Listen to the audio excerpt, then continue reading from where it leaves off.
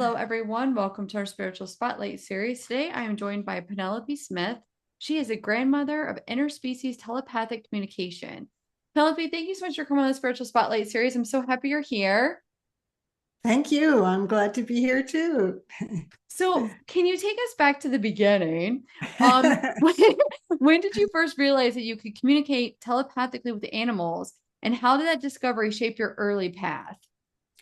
Well, I always communicated with animals. I never did not.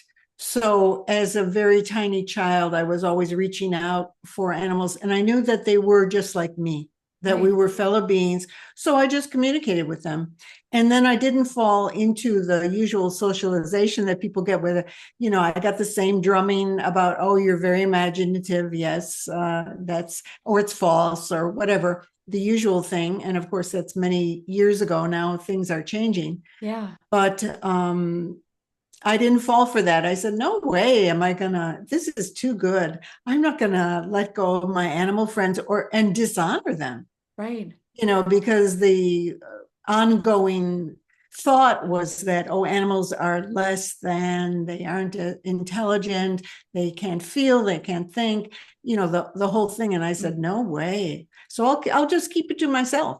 So of course, at that age, that's a long time ago, I never thought about, well, I'm going to be an animal communicator. There was no such thing. I mean, I actually became a pioneer, one of the pioneers in the field Yeah. in the 1970s. So, but my goal was, my mission in life was always to help people to wake up, to Wow. realize who they were, to become happier, because I saw that people didn't know that they were spiritual beings. Yeah. And people really didn't start waking up much to that till the 60s. Right. And so, Absolutely. and then finally I could meet some people who actually were on that path of recognizing that they're spiritual beings, they're on a conscious spiritual path to grow and to help others and the whole Yeah. thing. I mean, there were other, obviously, religions and spiritual movements Of around, course. but the big movement that changed everything really started in the 60s. So then we had people waking up. And so then that was great. And so I became a spiritual counselor for people. And then I applied what I learned with humans to help them through problems and traumas to animals. And I found, whoa, animals are so fast and they heal so amazingly quickly. They're so open and willing. So that was the start of it all. And my first client was in 1971. Wow.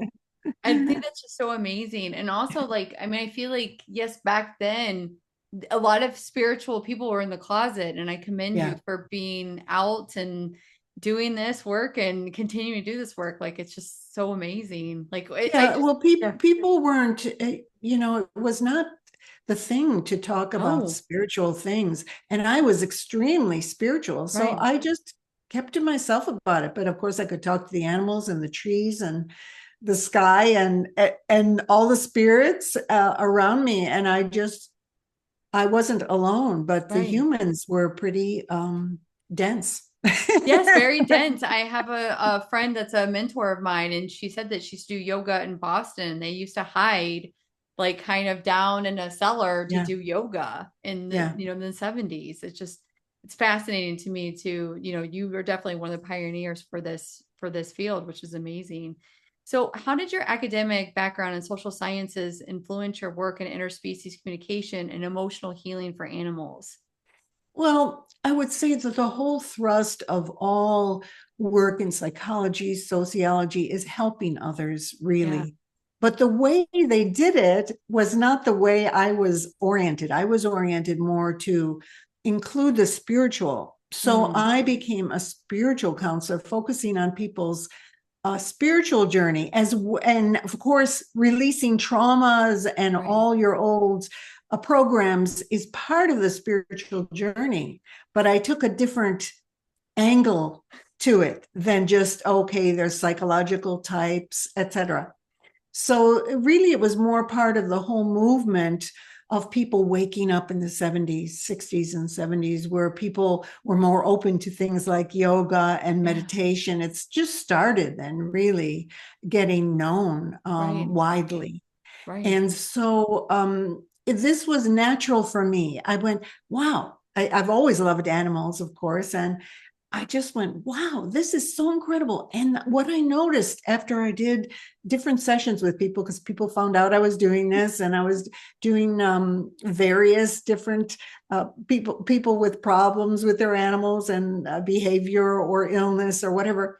And then I found that it woke people up. I went, Wow. okay, I've been doing it this way and helping people to wake up by focusing them on their spiritual journey and how to remember themselves as spirit. Yeah. But this is so much more gratifying, because when people start to realize that animals are spiritual beings, guess what? They go, well, gee, if they're so aware, and of course people had no clue that animals were Right. so aware, and they would ask me questions like, you mean they make decisions? You mean they actually think about these things? And I'm going, yes. And so then when people, of course, loved their animals, but when they woke up to that their animals were more aware and that they could have a dialogue, and it was really up to them to open up. The animals were already open, but it takes two to tango. You have Right. to have a two-way communication, and the people weren't awake. So the animals would just be patient and stare at people and go, okay, I'm talking to you. Is anybody home? Is anybody listening? So then they'd have to do the usual bark at them or paw at them. But if you communicate telepathically, you don't have that barrier anymore. Yeah, So yeah, it was awesome. very exciting time. So I focused on education. There were a few other people who were also doing this work, but they were more focused on the consultations, which was good. Yeah. But I said, well, we got to wake it up in people. I want to wake this up. I know it's a natural ability that Right. people Right. have just Yes. been socialized out of, but it's in here, and they're deprived if they don't have this ability. So I went, okay, I'll get on every radio program. I'll do every interview, magazines, newspapers, TV, you Did it name it. all. And lecture, did a lot of lectures to clubs, dog clubs, Yeah. horse clubs, cat clubs, just waking people, going to metaphysical bookstores and waking those people up who thought that only humans evolved, that only Right. humans were conscious. I mean, at that time, people had no concept that No. animals were also spiritually aware. In fact, in some ways, more spiritually aware than people, because they never forgot and had to regain the consciousness that they were Wow. spiritual beings playing a dog or cat game. I love that. So you kind of just touched on this a little bit. So you believe that everyone is born with the ability to connect telepathically with animals. What blocks that what blocks that ability in most people, and how can we begin to restore that? Yeah, so most people are socialized out of all their intuitive abilities. We're a very analytical society, even now. I mean, Mm, obviously, there's widespread movement that's growing and growing and growing for the past 50 years, 60 years, where people are waking up more and more to their intuitive abilities. yeah. But most people really doubt it. They go, no, I couldn't do it. Even if they think you can do it, they go, well, I don't have that. I said, well, actually, you do, but it requires a different mode. It's not a logical mode where you analyze the animal and you go, well, let's see. Their head is turning this way. It means this. Mm, It's not anything to do with that. It's yeah. about deep listening and opening to a whole different reality, a reality of spiritual connection, heart to heart, soul to soul connection with other beings that are not your species. That. So in your experience, I think this is a question I definitely want answered. How do animals view humans? And what wisdom do they consistently wish to share with us? Well, it depends on what animals you're talking about. They're all individuals. Yep, they So have each are going own to have personalities, right? different views of people. Obviously, Mm, our domesticated animals are with us, are mm, used to us. And so you find many animals who come in to this life with the purpose of, I'm going to wake my person up, I'm going to help them on their spiritual journey, I'm going to get them through their tough times. And they're like really angels, guardian wow, angels. I love that. And then there are others who are having a really tough time themselves. And so it's they kind of mirror to people their own fragility, their own places where they have issues. And so they're working on it together. They're helping each other on the path, which is we all always are, whatever species we are. But what was the other part of your question? I think there was. And what wisdom do they consistently wish to share with us? Yeah. So again, when you're communicating, depends who you're communicating with. Animals have all different kinds of awareness. They're individuals just like humans. So you have humans that are very awake, and you have humans that have no clue of who they are. So you have, generally, animals are very awake to who they are, but they may be having difficulties in this life, particularly if they're connected with humans. They're connected with humans, they generally take on and get enmeshed with the energy of humans and the life of humans, which is restricted. So then when you're talking about, but you'll find incredible wisdom to share. And if you ask them about what can I do for my life to make it better, they'll let you know. Okay, I recommend that you take a walk every day. Let's go out. Or they'll say, yeah, let's go out and let's look at the birds together. They'll give you things like that. Say your domestic animals, but then it depends on what questions you ask. If you ask your animals, what can I do to help heal the planet? Or what can humans do to help heal the planet? Then you'll get a vaster, because it's a bigger question, you'll get a vaster answer. And particularly if you ask wild animals, they'll tell you. They'll say, well, this is what I see, and this is what our species is seeing. This is what we're experiencing, and this is how you can help. And particularly when you get the animals that are very in tune to the whole planet, like the whales, they have just vast connections throughout the whole planet. So you'll get, all you have to do is listen to them, and you'll do the right thing. You'll do the right thing for the planet and for everybody on it, because that's what they're attuned to. They focus on, they're a spirit coming in just like us. They, instead of in a human body, they're in a whale body or an elephant body or a dog body or whatever. And they focus on doing what it is they're meant to do as a dog or a whale or an elephant. And they also have their spiritual journey. So we're all in this together. And when you listen to the animals who, like I said, when I started counseling animals, I went, oh my gosh, they're so fast. Unlike with humans, where you take hours and hours and hours to work through a trauma or get a big result, a big change in behavior. With animals, I'm going, whoa, that was a half an hour session, and we just had a complete change in their entire life. And that's what blew me away. So you're talking about beings who are not all wrapped up in their minds. Right. So with humans get lost in their minds. We have very creative minds, but our minds also have an automatic aspect where they get loops that we can get caught in. And if we aren't masters of our spiritual awareness and our minds, and make decisions on how we're going to be clear, or then we get taken away by the mind. People do horrible things because they follow their mind loops and their traumas that are, wrapping them. Of course. Yeah. And so, if you listen to animals, you get a different perspective. You get a perspective on the important things in life. It's the same way when people really clear out their mental confusion. They get to the same conclusions. All the spiritual masters get to the same conclusions. And what's really important, like kindness and regarding another being as the same as you, that we're united.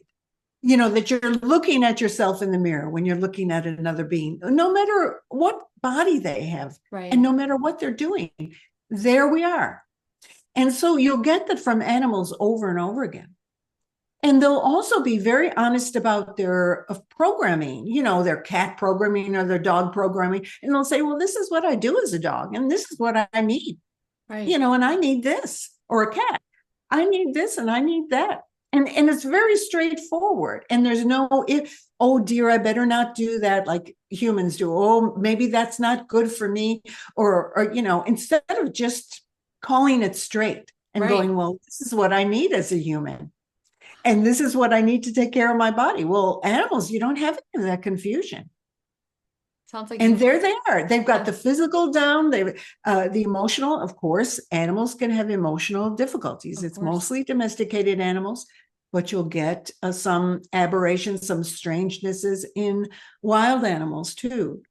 Because they go through the same. They go from life to life. They go through a lot of different things that they can carry with them. Right. But generally, you get a pretty clear view of what life is about. And humans don't have that. No, I mean, some humans do, but I mean, I'm Right. talking about it's not real clear for people. Right. It's very Like people murky. kind of are floundering. They kind of Right. go, well, where's the operator's manual? What's my life's mission? What am I here to do? What am I? Yeah. Exactly. Wow. Exactly. And totally unclear about that. Where you ask an animal, they'll just tell you. This is what it's about for me. And it may be very mundane. I remember a dog who told me, well, I had a very hard life, the last life, and I came in to take a break. I just want to, it was a dog. And he said, I just want to sit in the corner, have my meals fed to me, go out for walks, love people, and have it pretty quiet. Yeah. I don't want to be messed with. And I don't want complexities. Don't ask me to save the world. I'm here just to chill, you know. I And love then you'll that. have other dogs who will just tell you, they've got a mission to help these people and these people, and they're going to continue no matter how hard it is to help people to learn how to love themselves. I mean, quite amazing Yeah. what animals have, but they're all individuals. You got to just, Yeah. realize Absolutely. that you can't say Yeah. animals or you can't No. say Yeah. dogs because they're individuals. So Right. one dog will say this, another dog will say that, and they'll say different things at different times, but they're pretty clear.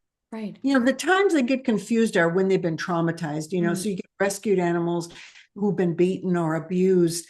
Then they get confusion because they're hurt and they're trying to protect themselves. They're trying to prevent it from happening again. And that's where the counseling comes in really handy, even for animals. I really So, like that you remind me that it's an individual. The animal is an individual, and also yeah. that it just sounds like in the human, we just get so junked up in our mind, but the animal is living, from a different perspective. And to have that, for being the pioneer of this industry, to have that clarity and that clearness, like what a gift that has been for you, and for the people that you Well, it's teach. a natural thing. See, Yeah. so I don't even understand how people can live without it. Mm, To be disconnected from trillions of beings right. who live with us on the planet, Right. to think of them as things, or that you're far away from them, or even people who love animals still often have this separation, like, oh, what is he thinking? I don't know what's happening with him. Well, why don't you ask him? Oh, Exactly. oh, oh, I can't do that. Yeah, and right away, all the self-doubt comes Right. in, invalidation, and it's the socialization. Nobody has showed them what this is and how natural it is. And Yeah. then once people catch on, it's sort of like this big gap for a lot of Mm, people.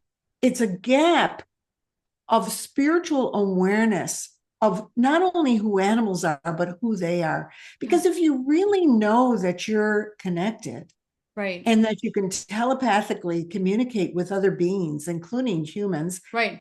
then you don't have this barrier. Right. It's just there and it's natural and you're not afraid. But people get so afraid. Oh, I don't know if I can do this right, or I'm going to let my animal down, or I'm going to get the wrong answer. I mean, only humans do that.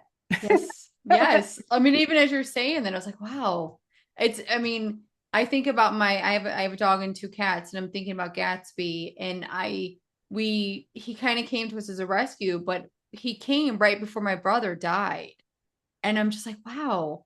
Like, and he's been such an emotional comfort for me, as, I hope I have been for him as well. And it's just like, wow, like maybe he came into our life to go through that, Yeah. Well, I was ask like, them. I will. Ask I him, am. Rachel. I am. Yes, I am. I like. Um, I am. And then I think about my two cats, and I call them little gang members because I feel like they walk down our hallway like this, like, "Hey, give me my food." Like I will ask them. I will ask them. They just have such you. And you're right. They're their own individuals, and they have such unique personalities, and they're just And there's so much more to know about them. yeah. You know, people peg their animals just like they peg people. They put Right. them in little boxes and they go, Right. well, he thinks this way, or he only wants food, or Mm, he only wants this. How do you even know? we don't because we didn't ask them. You didn't ask him, you didn't communicate with them. Right. And the same way with people who say, well, animals, they aren't aware of this, they aren't aware of that. I said, how do you even know? Do you Right. communicate with them? Did you Right. find out? You know, it's just like pegging people, you know, It's oh, like little that kids. is dumb Right. or whatever. Well, how would Right. you even know if you didn't get into their world So and true. find out from them what's going on? So again, these are the barriers Yeah. that get in the way of this soul to soul communication. And again, this natural feeling, it's not unnatural. It's not something weird or unusual, but we have been so socialized, so programmed in our thinking. And this is a shame. You know, I see it, the difference in indigenous people. Mm, And again, the current indigenous people, they right. raise their children very close to the earth. Yeah. And the children are all part of the community. They never regard the children, oh, he's this little thing that we have to take care of. No, the kid does whatever they can do. Right. And they're part of the community from day one. Right. So I've met young indigenous people. They have a whole different, they don't do all this fudging that young people in our Western society do, where I'm unsure of myself and Right. all this kind of stuff is not there. They're secure. They look around because they're attuned like animals. We are animals. We're Right. human animals, but we've lost our animal nature. An animal is spirit. Animal, anima means spirit. Wow. And so when we lose that connection, see, if we got back to it right now, if everybody got back to it, they'd live on the earth in a whole different way. You would not have this pollution. You would Yes. not have this taking away from the earth or Yeah. grabbing resources or doing things without considering everyone around you and how we can all share. Right. You know, you don't see a group of elephants going and going, okay, this is mine. Don't you take any of it. No, they just all eat together. Right. Right. It's like their own community that we're missing Yeah, right now as yeah, humans, as yeah. community. And so, exactly. And the animals can show us, not just by looking at their physical nature. Their Of physical course. nature is fantastic, it's very beautiful. But if we look only through the human eyes, we make assumptions that are not necessarily the case of what's going on behind. What is the tortoise thinking? Right. What is the wolf thinking? What is happening with them? Now, people who get quiet and they sit with animals, they naturally start opening up telepathically. They start to get the animals' feelings and their thoughts, not the false thoughts of, oh, well, a bear thinks this way, or a wolf thinks, or I read this in a book. You know, people have to get all through that. You wouldn't believe in all the courses I've taught, the things people bring up. They bring up all their socialization. This is what Right. I've heard. Is this true, Penelope? I said, ask the animals. Right. They'll tell you. They'll tell you. And you'll find out it's very different than what humans think. Right. Now, some humans are very aware, so you get some very good books, but they're oriented in a different way to animals as fellow beings. Then it's a different thing, rather Right. than animals as those things out there that we have to study. Yeah. No, I love that. And I think this is also important because we're going to start talking about you actually have a 6-month training that is coming up on September 8th on the Shift Network. And it's become certified as an animal telepathic communication counselor upon satisfaction of all program requirements. So I do want to talk about that for a little bit. Woo! Well, this is pretty phenomenal, really. You know, Rachel, I had pretty much stopped teaching. Spirit had directed me to just go deeper into the spiritual journey. Wow. I mean, I was past what people consider retirement age, and really everything was leaning that way. And Spirit just pushed me and said, nope, no more documentaries, no more public appearances, no more. You're going to stay, and you're going to stay in there. And I just I gardened, and I kept in touch with people. I mean, through of course, website and emails and stuff. But I didn't, I get people wanting to do documentaries, and I'd say, I'm sorry, I can't do that right now. Yeah. And I would just, and then it all changed. Spirit brought me back, said, okay, in 2021, Spirit said, now you're going to go out again. I said, okay, how? I mean, of course, it was internet then in 2021. Right. And so I started going on symposiums and started doing these kind of things, podcasts and different online classes that people sponsored. And it all started rolling. And then I've been working with the Shift Network. I've done several courses in the past year. Very deep, very beautiful. I totally enjoy working with the Shift Network. Fantastic people, a fantastic venue. Anyway, I've taught a foundation course and an advanced course, and now we're going to do something I have never done before, and particularly online. I mean, I've taught courses all around the world, but everything I did was in person. Right. I footed around the world. I traveled and taught my courses and my training program. But online, you have a big, huge potential to do so much more. Yes, you do. Even though it's not in person and you miss that, contact, and you have to change everything online because, that's what I'm in the middle of in this past year is, oh my gosh, shifting everything from online when I used to walk out and we used to talk to the mountains and the trees, but right there with them, where you could touch them. Right. I'm going, okay, all right. I have to learn a different way. So now I'm well into it, and we're going to do a whole certification program. And this is 6 months. This is people, when I stopped teaching, people said, oh, I wish I could have studied with you when you were still teaching. I wish I kept getting emails all the time saying people, oh, are you sure you won't go back and teach? Are you sure? I said, I don't know. I just follow what Spirit guides me. Right now, I'm meant to do this deep spiritual work. Right. That's what I'm meant to do here. And that's the light that I'm meant to bring to the earth. And but here I am, and so I tell people this is really a once in a lifetime thing. I've put together all my materials. I'm giving people things I never even had a chance to teach before because we didn't have time. I couldn't spend weeks with people.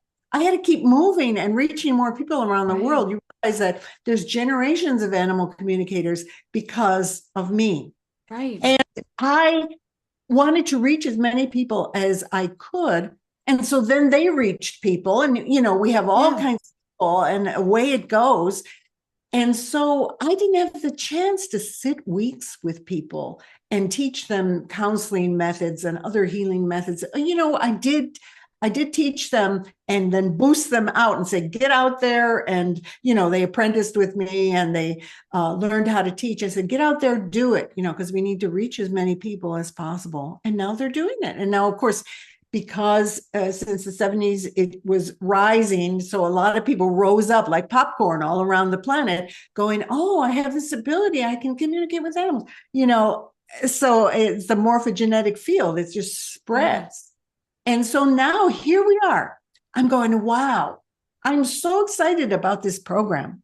I'm going to get really deep with people because in this online program, we have our integration sessions as well as our class sessions. We have home assignments, and then we come back and we get to go over them. So there'll be a lot of mentoring that we couldn't do in our previous courses because of the time. And so we built that all in, and wow, it's really packed. It's really juicy. It's going to be delicious for people. Not only for people who want to be professional animal communicators, but people who just want a deep dive, into their own path. Obviously, if you're going to do this course, you love animals. People are attracted to kind of program because they want to communicate more deeply. Absolutely. So this will give you every week, I can guarantee, that we're going to go deep. Everything is about this is deep dive, and you'll learn things that you didn't learn before, that you didn't encounter before. And so it's quite an amazing, comprehensive program. I'm going, whoa, I mean, I've got it all laid out and I'm working on it, to fill in all the classes and now, but I would say to people, particularly those people that wanted to study for me for years, do it now. Do it now, because this is not a program that you can then do afterwards, because it's all has to be done in person. I'm going to be going over case studies with people. It has to be done here. Obviously people can do the recordings if they miss it because they're in a different time zone or something, but you can't just jump in afterwards and go, oh, well, I'll do the certification later. It might not be done again. And, I'm up in years now. I mean, you have to be realistic. I mean, so I say, okay, if you want to study with me, and if you want to take a viewpoint of really inclusiveness of all beings, this is where I come from. This communication applies to every kind of being, whether we're talking about animals or mountains or rivers or spirits who have gone on. It applies to everybody. One of the things, we'll just go ahead. Yeah, sorry. No, don't be sorry. No, one of the things that I like that this program is for end of life support and grief counselors. And I like the fact that you touch upon, and I'm sure you go deep in, offering compassionate guidance and how do you manage a practitioner through that, and why do you feel that this program is beneficial for somebody that maybe is a grief counselor or end of life support or even somebody that's lost animal? It's very important that one of the things that I found is that relieves people a lot from their suffering of a loss of an animal friend is learning how to communicate with them beyond and feeling that deep connection. It's no different than communicating with them in person, other than you don't have that soft, furry body to touch. But what happens with people is they get rid of the guilt. See, a lot of people run guilt trips on themselves. That hurts them so much. They suffer so much. Oh, if only I did that. If only I did that. And it's so awful. But the animals never hold anything against people. And they'll tell you, they say, I had a great life with you. It was wonderful. Yes, I had to die. It's the way it is. You have to die one way or another, through a disease, or you get hit by a car or whatever, the body gets eliminated one way or another, because you have to move on. Yeah. And they'll tell you, and they'll thank you for your connection with them and the love carries on. Yeah. And you just don't disconnect from your friends, no matter who has gone on. You'll find that, it's the great recycling center. We come back from different lives and we meet beings that we knew before. Yeah. We have our soul family. Absolutely. We meet them again. You just don't divorce from somebody you love like that. Like the animal is gone. Oh, I'll see them in the beyond. Well, why not now? Exactly. Why not stay connected? Why not connect with them now and feel them? Right. Sometimes, I've had the experience of animals going on and they're so much right here. I'm holding them in my arms and I can feel them. And then people will see them out of the corner of their eyes. They'll see a little flash of their animal going by. There's all different ways they communicate to you and let you know they're there. You don't lose them. And then you want your questions answered. So, like what happened? Why did this have to be? And the animals will help you with that. And so for grief counselors or for people who are healers in any way, or for animal trainers, everything we do here will enhance whatever it is that you're doing. So like I talk to trainers, I say, I'm not animal trainer, but what I do when I, in quotes, train animals is I just tell them what I need and then why they need to do it. Like with dogs. Okay, I need you to sit. This is how you do it. Okay, you got that. But I only need you to sit in these situations with people who are nervous around dogs or blah, blah, blah. We don't need to have it like a robot. You don't have to like constantly command the dog and sit. So I do it my own way. But I said, okay, you're trainers. incorporate the telepathic communication, they'll understand better. Yeah. And also please give them a reason why they're doing it. Animals, you catch on to things really fast. Like if you have a service dog, they're right in on that. They came in to be that service dog. They're going, right, I got it, I got it, I got it. They get Right. everything really fast. But some things are confusing that people want animals to do, or they're against the animal's nature. Yes. Like the cats like to go to high places. So they're always sitting on your counters or, Right. in your face, by your computer or whatever.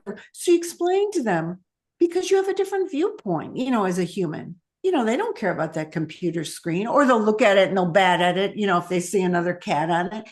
But you explain to them, that's helps me to communicate with other people.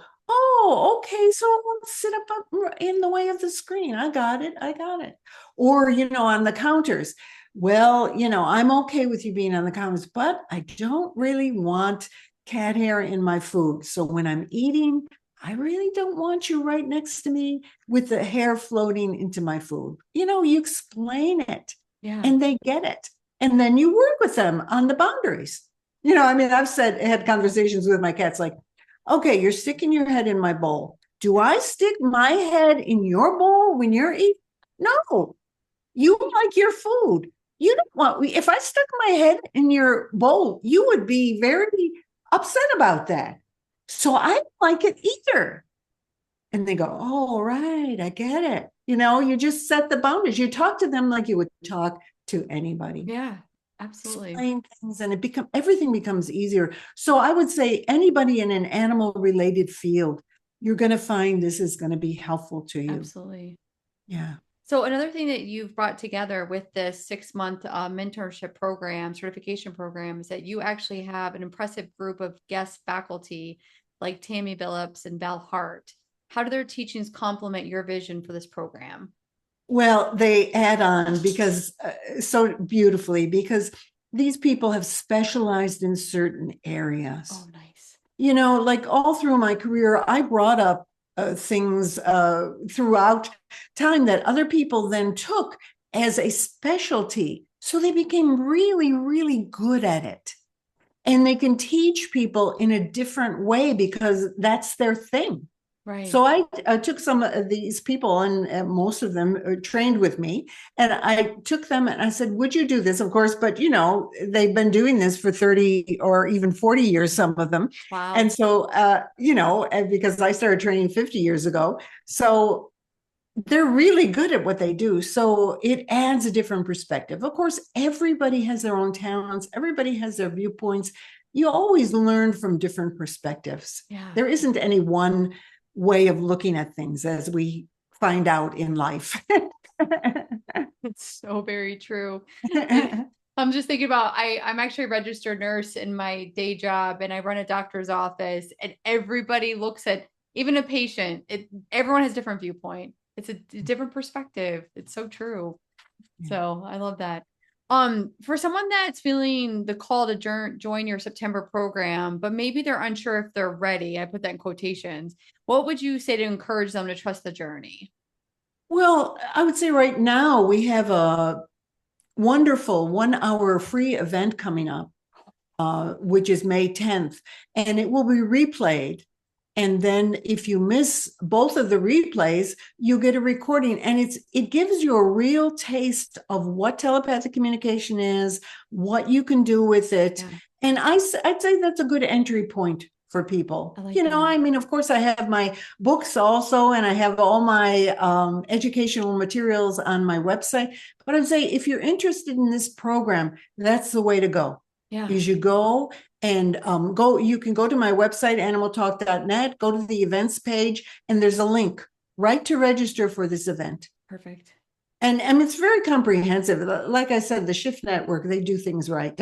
Well, and I like the fact that you're saying, like, look, I have things that I haven't had time to bring out. Like, it's almost like a vault experience of, hey, this is something I haven't taught on. I know it, but I love that. Yeah. It's like this intimate. Well, that's the exciting part. Yeah. Is I have been doing this for a long time, all these different things, but I didn't have a chance to teach people. We Right. could only do so much in person. You only, Of course. one body, you can only go to so many places, you can only Right. reach so many people. And online, It's wow. limitless. Yeah. Yeah. It brings the world to you instead of you having to go all around and then reaching only a certain amount of people. I mean, I loved it in terms of the personal Of connection with course. people. And for our last question, you have trained thousands and been called the grandmother of this field. What has it meant to watch your teachings ripple across the world through your students? Well, I actually knew this was going to happen. And I wrote about it in my first book, Animal Talk. I said, I see it, and I see that Love this it. will become, sort of a household world. And that was my goal. Yep. So I just went, I've watched it through the years. I go, oh, now we're reaching another point. Now it's the 80s. People are waking up even more. Now there's a bump up. Now there's many more teachers. And recently, in the last 5-10 years, there's been a huge bump Hmm. up of where the consciousness of people has been raised. So now it's not unusual for people to say, well, what can animals teach us? I mean, people didn't even think that way 50 years Right. ago. I mean, what Right. can animals teach us? Teach us, you know, and now it's the going thing. What can we learn from animals? How can we learn to live a better way? How can we heal the earth? I mean, these are questions people are asking. I Yeah. mean, so it's very gratifying, but really I knew it. And it was natural to me. And I just did what I was here to do. I followed spirit direction. And to me, it's right. And I see all these beautiful people I've trained and people who have been trained by other people, and they're doing such good work. And again, they have their own talents, their own specialties, which is all beautiful. I love Yeah. that. I love that. And I love that you followed your mission and that it didn't deter and that you've been able to see this unfold. And it's truly fascinating and amazing. So I want to thank you, Penelope, so much for coming on Spiritual Spotlight series. I really hope that everyone signs up for your 6-month course because it's going to be truly amazing and inspirational for Yeah. anyone that does it. So thank you so much for coming on. Thanks, Rachel. Love talking with you.